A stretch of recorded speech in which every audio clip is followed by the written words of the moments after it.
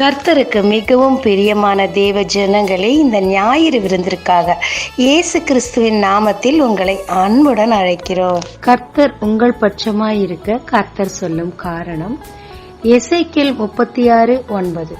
இதோ நான் உங்கள் பட்சத்திலிருந்து உங்களை கண்ணோக்குவேன். இஸ்ரவேல் ஜனங்கள் தேவனுக்கு விரோதமாக முறுமுறுத்து முறையிடும் போது கர்த்தர் அவர்களை சத்துருக்கள் கையில் விட்டுக் கொடுப்பார். ஆனால் அவர்கள் மனம் திரும்பின வேளையில் தாமே ஓடி வந்து அணைத்து கொண்டு சத்துருக்களை எதிரிட்டு அழித்து தன் ஜனங்களை உயர்த்துவார். எசேக்கியேல் 36:3-11 வரைக்கும் அவர் தன் ஜனங்கள் பட்சமாய் எப்படி இருக்கிறார், எப்படி கண்ணோக்குகிறார், எப்படியாக சத்துருக்களை அழிக்கிறார், எப்படி தன் ஜனங்களை மீண்டுமாய் உயர்த்துகிறார் என்பதை விரிவாக சொல்லப்பட்டிருக்குதுங்க. 3-4 வசனங்கள்ல தன்னுடைய ஜனங்கள் பாழாக்கி விழுங்கப்பட்டார்கள், அவதூறாய் பேசப்பட்டார்கள், கொள்ளையாடப்பட்டார்கள், பரியாசம் பண்ணப்பட்டார்கள், கர்வமான மனதோடு சுதந்திரத்தை தன் ஜனங்களிடமிருந்து பறித்து கொண்டார்கள். எனவே அக்கினியான எரிச்சலோடு நிச்சயமாய் பேசுகிறேன்னு சொல்லி கர்த்தர் சொல்றாருங்க. சத்துருக்களுக்கு விரோதமாக தேவன் கையை உயர்த்த காரணம் தன் ஜனங்கள் மேல் அவர் வைத்திருந்த வைராகியம் மட்டுமல்லாமல் அவர் நீதியின் தேவன், நீதி செய்யத்தக்கதாக அவ்வளவு எரிச்சலோடு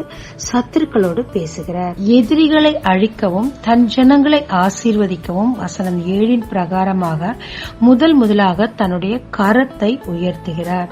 அவமானத்தை புறஜாதிகளுக்கு கொடுக்கத்தக்கதாகவே அவர் கரத்தை உயர்த்துகிறார். பார்வோனின் கரம் உயர்ந்திருந்தது. அவன் சர்வ வல்லமை படைத்தவனாக படைகளோடு மிகுந்த பலத்தோடு காணப்பட்டிருந்தான்.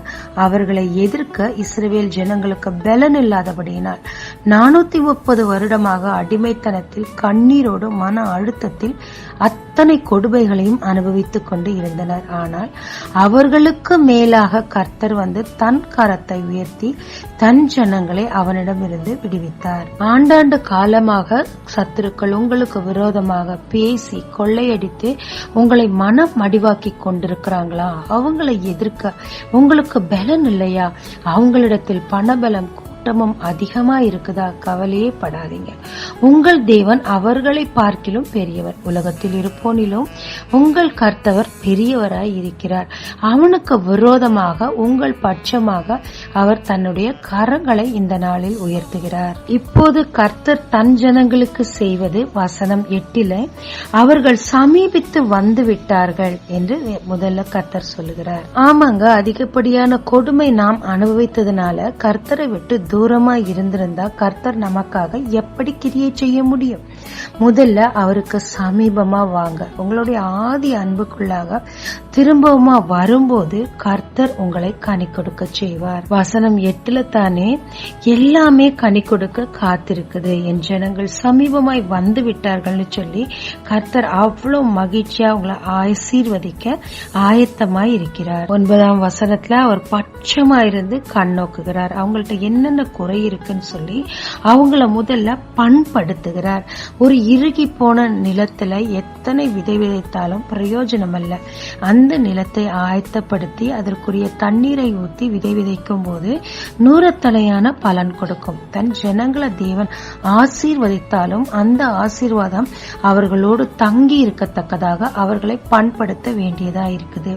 அவர்கள் குறைகள் எல்லாவற்றையும் களைந்து போட்டு அவர்கள் கர்த்தருக்குள்ளாக அவர்களை இன்னுமாய் திடப்படுத்த வேண்டியது அவசியமாய் இருக்கிறது. இந்த நாளிலும் நம்மிடம் இருக்கிற குறைகளை கர்த்தரிடத்தில் சொல்லி நம்மை நாம் அவர் பண்படுத்த ஒப்பு கொடுக்கும் போது நம் மூலம் அதிக கனிகளை விளைவிக்கிறவராய் அவர் இருக்கிறார். ஆமாங்க, ரூத்தும் அவாந்தரமான ஒரு வாழ்க்கை தான். வெறுமை, கணவன் இல்ல, தாய் தகப்பனை விட்டாச்சு, நாட்டையும் விட்டாச்சு. நம்பி வந்த மாமியார் பரம ஏழை. ஆனாலும் மாமியாரின் தேவனை பற்றி அவளுக்கு தெரியாவிட்டாலும் முற்றிலும் நம்பி தன்னை அவளுக்கு ஒப்பு கொடுத்தபடியினால் அவளுடைய அவாந்தரமான அந்த வாழ்க்கை செழிப்பாய் மாறியது. தேவன் அவளை கட்டுவித்தார். ஆமாங்க, தேவனுக்காக நாம் திடமான ஒரு தீர்மானத்தை எடுக்கும் போது நம்முடைய அவாந்தரமான நம் வாழ்க்கையின் பகுதிகளை மாற்றி தேவன் நம்மை கட்டுவித்து குடியேற்றுவிக்கிற தேவனாயிருக்கிறார். அடுத்த செட் ஆஃப் ஆசீர்வாதம் என்ன தெரியுமா? மனுஷர்களையும் மிருகங்களையும் உனக்கு வர்த்திக்க பண்ணுவேன், பல்லிகி பெருக பண்ணுவேன். ஒரு பெருக்கமான ஆசீர்வாதத்தை கர்த்தர் தர காத்திருக்கிறார். பூர்வத்துல இருந்தபடி நான் உன்னை ஸ்தாபிப்பேன்னு சொல்றாரு. நான் அன்னைக்கு அப்படியெல்லாம் இருந்தேனே, இன்னைக்கு இப்படி ஆயிட்டேனே நம்ம சொல்லலாம். ஆனா நாம் தேவனிடத்தில் இருக்கிற ஆதி அன்பை திரும்பமாய் பெற்றுக்கொள்ளும் போது தேவனும் ஆவிக்குரிய ஜீவியத்திலையும் மாம்சிகமான ஒரு ஜீவியத்திலையும் நம்முடைய பூர்வத்தில் இருந்தபடி நம்மை ஸ்தாபிக்கிறார். முன்னாடி அப்படி இருந்தேன் இப்படி இருந்தேன்னு சொல்லுவோம் இல்லையா? இப்ப கர்த்தர் சொல்றாரு, முந்தின சீரை பார்க்கிலும் நற்சீர் உண்டாக செய்வேன் அப்படின்னு சொல்றாருங்க. இதனால நான் தான் கர்த்தர் என்று நீ அறிந்து கொள்ளுவாய் என்றாரு. நாம் தேவனை அறியும் வண்ணமாய் அறியாததுனாலதான் கஷ்டங்கள் வரும்போது நாம் தேவனை விட்டு ஒதுங்குகிறோம். ஒன்று, அவரிடத்தில் சமீபமா வாங்க. இரண்டாவது, ஆதி அன்போடு கூட வாங்க.